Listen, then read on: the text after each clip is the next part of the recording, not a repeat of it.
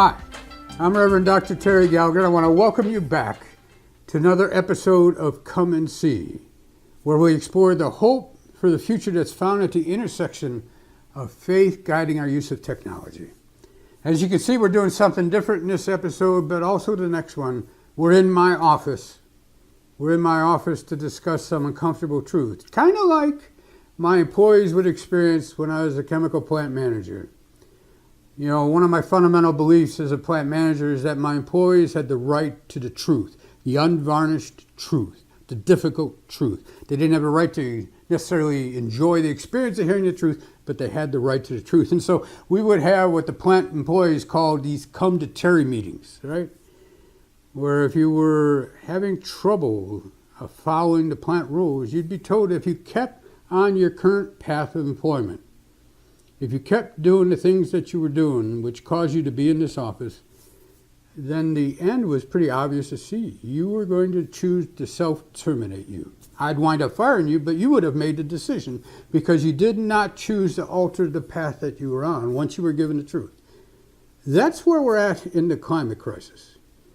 People don't like to hear the difficult truth, right?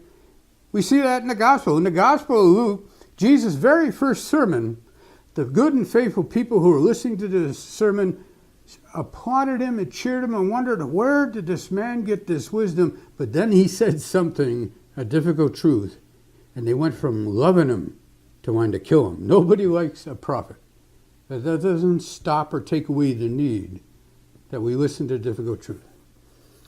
So in this episode and the next one, we're going to encounter difficult truths where I am significantly at disagreement with good and faithful people who are also pursuing climate justice. And I want you to hear why I embrace this difficult truth. So today we're going to focus on the need for 100% renewable energy. It sounds like, well, of course we want 100% renewable energy. Why wouldn't we want to do that? Why wouldn't we want to stop polluting?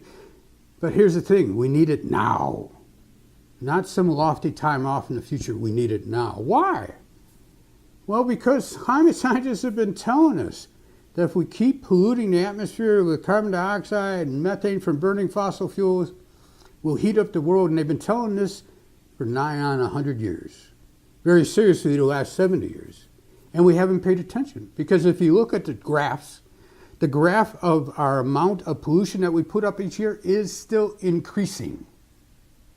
As incredible as it is, in the face of all the storms and all the floods and the droughts and the fires, and the people who are being forced to migrate, we are still increasing to pollute.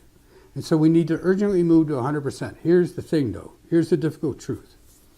From my experience as a plant manager, I could tell you the 80-20 rule. You know the 80-20 rule? You can get 80% of the objective, 80% of the goal for a little bit of the cost, a little bit of the investment. In fact, in my experience, it was 85-15.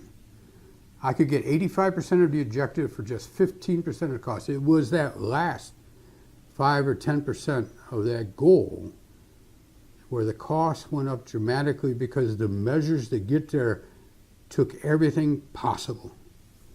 But you know, there are things in life where we have to have the 100%. We fully accept that they need to be 100%. Like, how many bridges that you want your family to cross do you want to stay up until you make it to the other side? 100%. How many times do you want an airplane that you take up to land safely? 100%. In the chemical industry, how many nights did I want my plant to run without going boom? 100%. Right? That's where we're at. Because we have polluted so long and so hard and so fast and ignored the warnings that the scientists have been telling us for the last 100 years, we're at a tipping point where we have to get to 100% renewable energy. There's no intermediate answer. We passed that. If we had done grown-up adult things 50 years ago, even 30 years ago, we could have done 80-20 for the next couple hundred years, but we haven't. We've used up that pollution. That's why people are suffering now. That's why storms are hard now. That's why floods are high now. That's why fires are desperate. That's why people are desperately being pushed across the globe. We have failed to act. And so we have no choice but to go 100% renewable energy right now. Now, if you've been following these series of videos, you see we have the technology. We can do 100% renewable now. But here's the difficult truth. doing 80% renewable doesn't actually cost you any money. If you've seen the videos, that saves money. To get that last 20%, that's going to cost some money. Specifically in 3 areas. All right? The argument against renewable energy is, well, the sun doesn't always shine and the wind doesn't always blow. Well, here's the truth. It's always shining somewhere and it's always blowing somewhere. And so the first answer to this, and our drawdown resource tells us there's 3 answers all rated at number 77. I think they've diminished it. But the first one is you have to have grid flexibility. And so you have to have the ability in your power grid to bring the power from where the wind is blowing or the sun is shining. That's number 1. And so you need redundant capacity both in solar and in wind generation, as well as tides and global warming energies from the center of the earth. But you need to bring them in, and so you need a robust grid. That's number 1. Number 2 is you need a smart grid. And so you have to have the on-time, real intelligence and information right now to control the demand on the grid. And so what that means is your thermostat might have to be backed off from heating up the house quite so much when there's a peak, or from cooling the house down quite so much when there's a peak. Or you might need to use the energy that's stored in our car batteries as they're hooked up to the charger to temporarily support the grid. All right, but that's number 2. You need a smart grid. Number 1 is you need a flexible grid to bring power from anywhere. Number 2 is you need a smart grid to manage those flux, to understand what loads are coming on, or to delay them or to control them. What's the third one? The third one is you need to store some power. That's not new. We've been doing that for decades, principally to save peak power or to avoid bringing on another power plant. And so how do we do that? Well, it's as simple as using gravity. Gravity always exists, right? And so if you pump water when you have lots of power up to a higher place, and then when you don't have the power, you need more power, you run the power through the water through turbines through the power of gravity, and you generate power. That can be as simple as your water tower. You know, every city's got water towers that are around. Storing that water up, that meets peak water supply demands, but it also can generate power if when you discharge it, you take it through a turbine and spin. On a bigger scale, power companies have been using dams, all right? And so even in dry spots where they just keep reusing the same water, they pump the water up to a lake in a higher elevation, and then they release the water through turbines when they need the power. And then there's also the new way of storing power, which are the massive new battery technology. Tesla just installed the world's largest battery in Australia, and it's already saved their grid 3 times in a couple of months when they had power plants come down. Why do we do this? Well, because people are suffering right now. We have to gain the ability to see the suffering and to respond to it. Right? Do we have to do 100% renewable energy? Well, it all depends on your answer to the question, are other people human beings?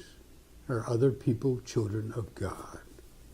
In the Gospel of Matthew, there's a very troubling passage where Jesus says in chapter 25, I was in need.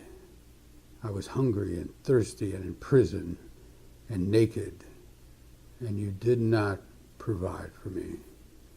There's a special place in hell for you.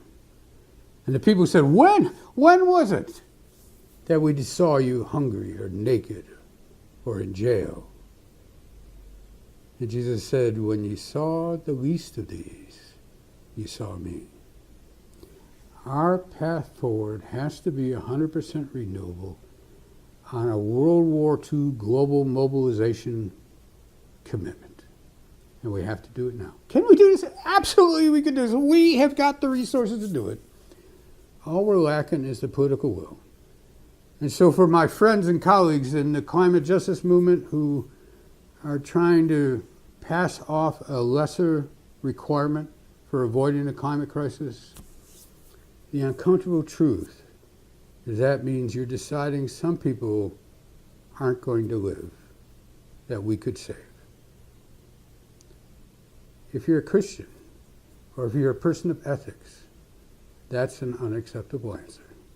The only acceptable answer is to move to 100% renewable energy in the next 3 years, 10 years, whatever. Every delay are more lives lost. Can we do this? You bet we can do this. Someday in the future, our kids are going to ask us, so why didn't you do it? I hope our answer is, we did the very best that we could, this day and all days. See you next time on Come and See, where we'll explore the next difficult question, nuclear power. Take care. And faith is not in knowing, it's a willingness to learn. And faith is found in loving when there's nothing in return.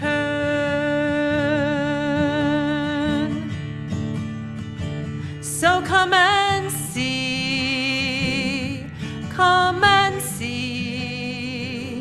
around the bend, look my friend, and what could be? Come with me, come with me. There's so much more to know, so come and see. There's so much more to know, so come and see.